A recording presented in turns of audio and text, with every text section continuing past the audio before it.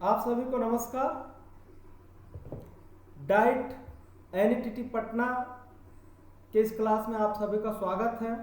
आज हम सामाजिकरण तथा लैंगिकता के विकास में विद्यालय की भूमिका के अंतर्गत विद्यालय का अर्थ, विद्यालय की परिभाषा और विद्यालय शब्द की उत्पत्ति के ऊपर समझ बनाने का प्रयास करेंगे। विद्यालय के लिए अंग्रेजी के स्कूल शब्द का प्रयोग किया गया है। स्कूल शब्द की उत्पत्ति ग्रीक भाषा के स्कोले या स्कोला शब्द से हुई है, जिसका अर्थ होता है अवकाश। यहाँ पास विरोधाभास की स्थिति उत्पन्न हो जाती है, विचित्र सी स्थिति बन जाती है कि स्कूल और अवकाश ये दोनों तो एक दूसरे के विपरीत लगते हैं, पर वास्तविकता तो यह है कि प्राचीन यूनान में अवकाश के स्थलों को विद्यालय के नाम से संबोधित किया जाता था और अवकाश काल को आत्मनिर्माण समझा जाता था।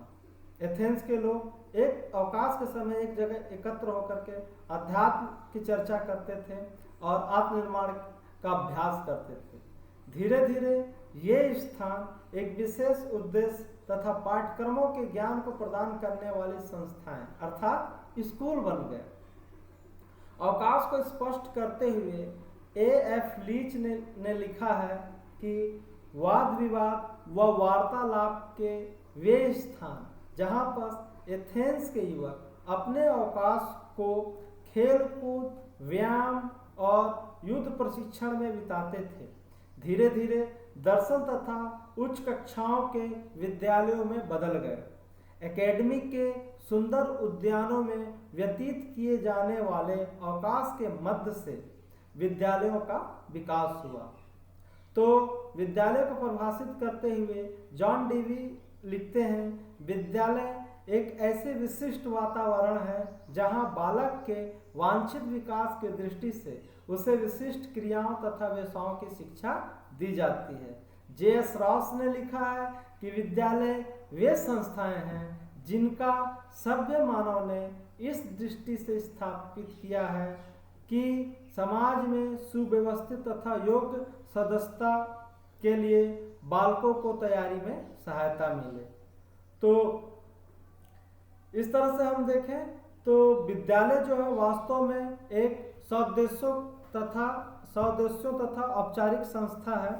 विद्यालय को लघु समाज की संज्ञा दी गई है और जिसका कार्य समाज के लिए उत्तम नागरिक तैयार करना या बालकों में उत्तम नागरिकता के गुण को विकसित करना है। यदि विद्यालय के संबंध में पेस्टोलॉजी के हम विचार को देखते हैं तो इन्होंने विद्यालय के प्रति अपने निंदनीय विचार व्यक्त किया। पेस्टोलॉजी बोलते हैं कि विद्यालय अमनोवैज्ञानिक हैं जो बालकों को उसके स्वाभाविक विकास से रोकते हैं और उनकी स्वतंत्रता को निरंकुशता से रोकते हैं। पेस्टोलॉजी बोलते हैं कि विद्यालय बालकों को अनाकर्षक बातों को याद करने के लिए उन्हें भेड़ों के समान हाँकते हैं और घंटों, सप्ताहों, महीनों तथा वर्षों तक उनको दर्दनाक जंजीरों से बांध देते हैं। तो उनके इस विचारों का खंडन करते हुए फ्रॉवेल महोदय कहते हैं कि विद्यालय एक उद्यान है, एक बगीचा है और विद्यालय के जो शिक्षक हैं वे माली हैं। जिस तरह से माली अपने उद्यान का, अपने बगीचे के पौधों का निराई गुड़ाई करके, खाद पानी डाल करके, उन पौधों को विशेष वातावरण प्रदान करके उन पौधों को फल देने योग्य और फूल देने योग्य बनाता है, उसी तरह विद्यालय रूपी बगीचा में शिक्षक रूपी मालिक बच्चों को विशेष वातावरण प्रदान कर बच्चों के मानसिक विकास, चारित्रिक विकास, नैतिक विकास में अपना योगदान देते हैं। बच्चों के खामियों को दूर कर बालक को समाज के योग्य, समाज का एक उत्तम नागरिक बनाने का प्रयास करते हैं और बच्चों के अंदर सामाजिक सद्भावना का विकास करते हैं, जो कि विद्यालय का प्रमुख कार्य है। तो विद्यालय के महत्व पर प्रकाश डालते हुए श्री बालकृष्ण जोशी ने कहा है कि किसी भी राष्ट्र के प्रगति का निर्माण उसके विधानसभाओं, न्यायालयों तथा कारखानों से नहीं होता, अपितु वहाँ उनके विद्यालयों से होता है। बालकृष्ण जोशी कहते हैं कि विद्यालय ईंट गारे का बना हुआ इमारत नहीं है जहाँ पर विभिन्न शिक्षक व छात्र एकत्रित होते हैं। विद्यालय कोई सुधार गृह नहीं है जहाँ पर बालकों को, किशोरों को या अपराधियों को कठोर निगरानी में रखा जाता है। विद्यालय कोई रेलवे का प्लेटफॉर्म नहीं है जहाँ पर विभिन्न उद्देश्यों के साथ लोग एकत्रित होते हैं, भीड़ जमा करते हैं। बालकृष्ण जोशी कहते हैं कि विद्यालय कोई बाजार नहीं है जहाँ पर अनुच्छुक लोगों को ज्ञान बेचा जाता है, बल्कि विद्यालय तो एक आत्मनिर्माण का, आध्यात्मिक विकास का केंद्र है जहाँ पर मानवीय सद्भावना का विकास किया जाता है। विद्यालय का खुद का व्यक्तित्व है और जिसका आधार मानवीय सद्भावना है, सामाजिक सद्भावना है, सामाजिक सद्भाव है। तो इस तरह से बालकृष्ण जोशी ने और फ्रोबेल महोदय ने विद्यालय के महत्ता के ऊपर प्रकाश डाला है। यदि हम विद्यालय का संधि विच्छेद करते हैं तो विद्यालय अर्थात विद्याधन आलय, विद्या का अर्थ होता है ज्ञान और आलय का अभिप्राय मंदिर या घर से लिया गया है। वह स्थान जहाँ पर ज्ञान की बात की जाती है, जहाँ पर अध्यात्म की चर्चा होती है, जहाँ पर आत्मनिर्माण का कार्य किया जाता है, जहाँ पर व्यक्ति के व्यक्तित्व निर्माण का कार्य किया जाता है, विद्यालय कहलाता है। अर्थात विद्यालय एक मंदिर है जहाँ पर व्यक्ति को ज्ञान प्रदान किया जाता है। अगर विद्यालय को हम उर्दू परिप्रेक्ष्य में देखते हैं तो विद्यालय के लिए उर्दू में मदरसा शब्द का प्रयोग किया गया है। मदरसा में जो दर्स है उसका अर्थ होता है प्रशिक्षण, अर्थात मदरसा अर्थात विद्यालय वह स्थान है जहाँ पर जीवन जीने का प्रशिक्षण, जीवन कौशल का प्रशिक्षण, आत्मनिर्माण का प्रशिक्षण, अध्यात्म का प्रशिक्षण दिया जाता है।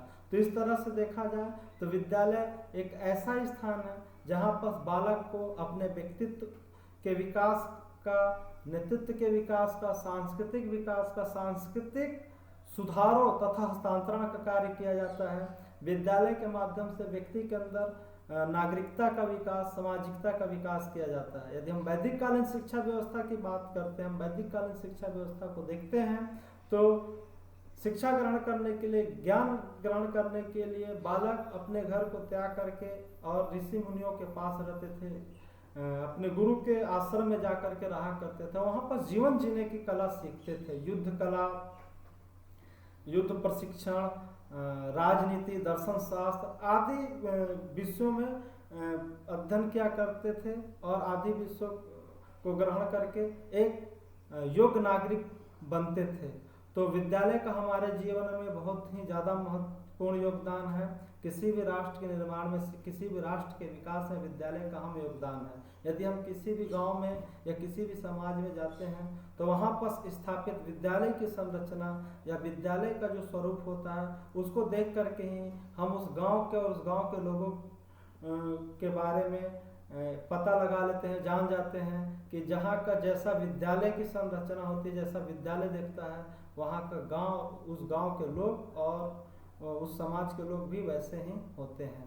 तो ये आज हम लोगों ने जाना कि विद्यालय की उत्पत्ति ग्रीक शब्द से हुई है, स्कोला से हुई है, जिसका अर्थ होता है अवकाश, और अवकाश काल को ही आत्मनिर्माण काल कहा जाता था। और अवकाश से ही धीरे धीरे विद्यालय का निर्माण हुआ। व्यक्ति प्राचीन यूनान में लोग अपने खाली समय में एक जगह इकट्ठा होकर के आध्यात्मिक चर्चा करते थे।